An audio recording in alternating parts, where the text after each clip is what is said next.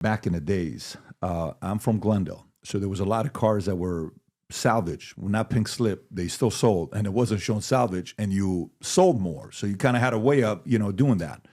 And then eventually they couldn't do it anymore because it was regulated, it was reported, and now we're kind of looking at it's like, hey man, you have a salvage car. It's not a salvage car. This is a salvage car. It's not $30,000. It's $18,000. Well, no, you have no idea what you're talking about. You had an accident, and it totaled this, and here's what you're doing. Oh shit, you're stuck. You're caught, right? Credit, Experian, TransUnion, and Equifax. What is the equivalent of that in the watch space? Doesn't exist. Doesn't exist. Does not exist. Why isn't somebody doing that? Everything nowadays is about grading service. Why isn't there a watch grading service? You create your own rapport within the industry. And there's not that many of us that have the type of rapport where, I was just talking to one of you guys before we started. I told them the story how I can walk into any room in my industry and I can walk out with $10 million worth of merchandise without signing a single piece of paper. That's the reputation that you build up over the years. And that is what it's all based on. My industry is still very much based on a handshake. But go ahead. So if you were to say, are there the top, when you buy autographs of presidents, trying to buy an autograph of Nikola Tesla, is this a real autograph of Nikola Tesla? Is this a real autograph of George Washington? Is this an autograph? Not, big collection with that. How do you find that out? There's typically 5 guys who do COA, Certificate of Authenticity, who have been around a long time, who have the most credibility based on experience, 40 years. If the COA comes from this guy, boom, you're good. This is a real autograph. If the COA comes from that guy, boom, it's good. Who's the COA from? Such and such. I've never heard of them before. They just started 2 years ago. I'm not trusting this. That's a fake, right? You kind of move on. So, billion-dollar idea for the watch business. What if somebody came out with a grading service for watch? It's been tried. There's a multitude of companies out there that are really concentrated on something what we call, is the watch clean? Because the watch could be stolen, right? That's the biggest issue that you face in our industry. You never know, a watch could be stolen.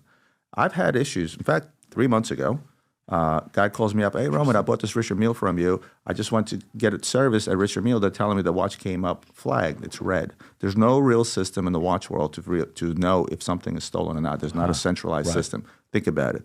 Europe, you have the Interpol. Here, you have the police. You have insurance companies. You have all kinds of stuff. You have guys claiming watches to be stolen just to get paid from the insurance company fraudulently, and then they go out on the open market and they sell them. Guy bought a watch from me 5 years ago. I said, all right. Here's the letter from RM. 5 minutes later, the guy received a refund. I pulled up my invoice from 5 years ago, who I bought it from. I showed the guy the invoice, showed him the letter. He sent me a refund. It goes down the chain to the guy that doesn't have recourse, which is why extremely, extremely important to have recourse. But as far as the systems are concerned, it's extremely difficult to come up with that database. Number one reason is privacy. Would you want to take your baseball card collection and give me every PSA number of every card that you own and put it in there so it's for public view? It's kind of tough. These things have serial numbers. Some people don't want to know the world to know what they own. Let me tell you, if there was a grading service and that was done by professionals who had access to things with serial numbers, I think these watches, instead of selling for $1 million, they'd sell for $7 million. I think they would. You may be right. There's only one problem. What's that? I am that pro. And there's not guys out there that are going to be able to do. There's not a guy out. I mean, eBay tried it. Right. eBay did an authentication program. They called me up. They wanted me to pilot the program. I have a good relationship with them. I told them, I was like, who's going to be opening up these watches and telling me they're authentic? Show me who your expert is. You expect me to send you a brand new $100,000 Rolex for somebody to open it? Well, you know what happens is, here's what happens. What happens is, like there was a moment where credibility from BGS went to PSA. Yes. And the market had, wait a minute, who's authentic? Oh, that guy left BGS, Beckett, and he went to PSA. No way. Yeah, they also went, this other guy went, that other guy went, what? And they're giving away 9.5s for nothing. Dude, PSA's not going to give you a 9.5. They're going to give you an 8 or 9 or 7, where you can get a 9.5. So a PSA 8 is worth more than a 9.5 BGS? Yes. Wow. Why? Because the top graders went with PSA. That's why I asked who the top guys are in the space. Because if this came in right now, Rob, can you do me a favor and go to CGCC? Just type in CGCC and type in Spider-Man. Maybe I'm not saying it correctly. CGC. Okay. So if you go to take one of the C's out, so CGC. This is, type in CGC comic books. Okay, CGC comic books. So what CGC does, click on that, zoom out a little bit. CGC is the grading service for comic books. That's what these guys do. And it was founded just 24 years ago, okay? If you type in right now, most expensive comic book ever sold, okay, watch what it says right there. Superman 1, but why? It's a summer 1939 CGC 8.0. And it sold 2 years ago for $5.3 million. I try to buy this. They won't sell it, right?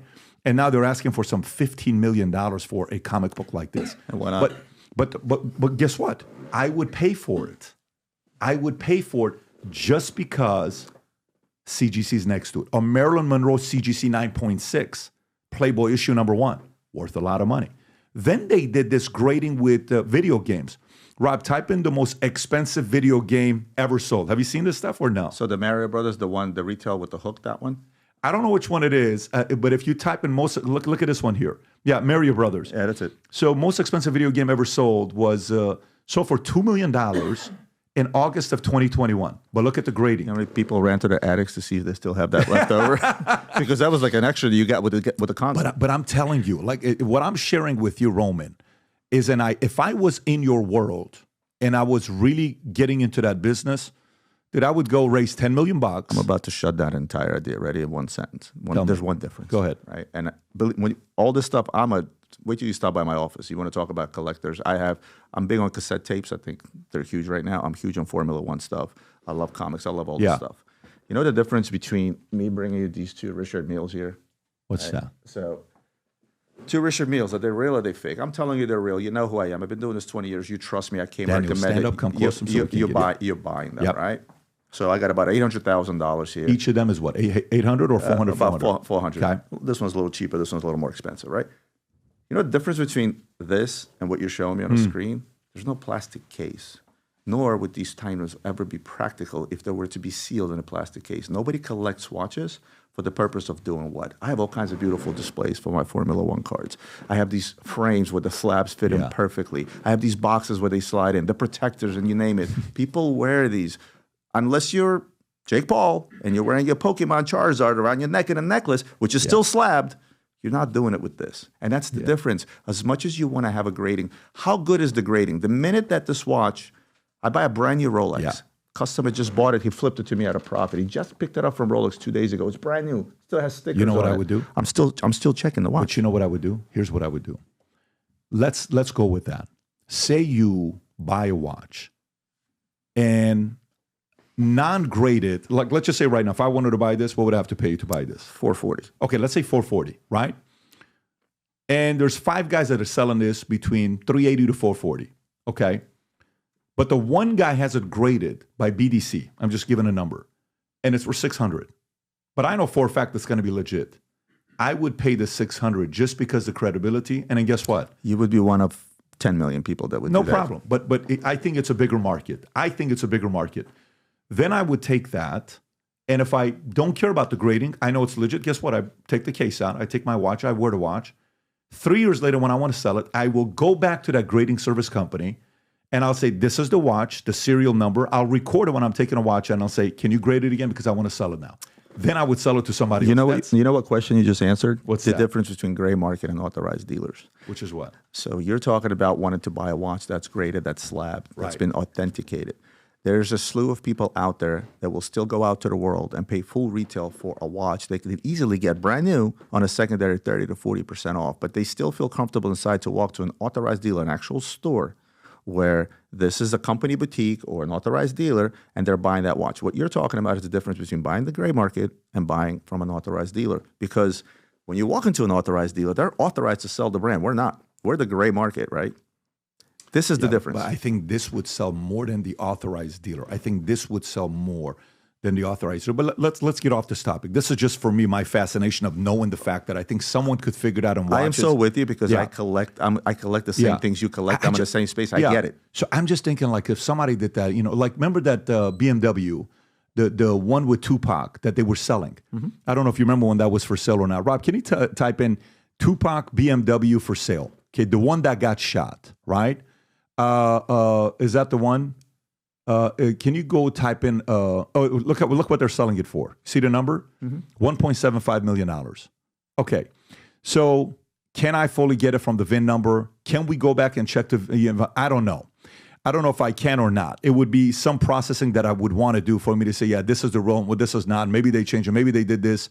Who's the grading service? Am I going based off the DMV? Do I trust 100% DMV? I don't know.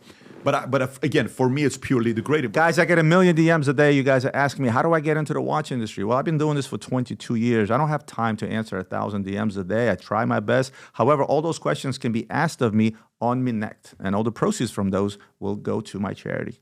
If you enjoyed this video, you want to watch more videos like this, click here. And if you want to watch the entire podcast, click here.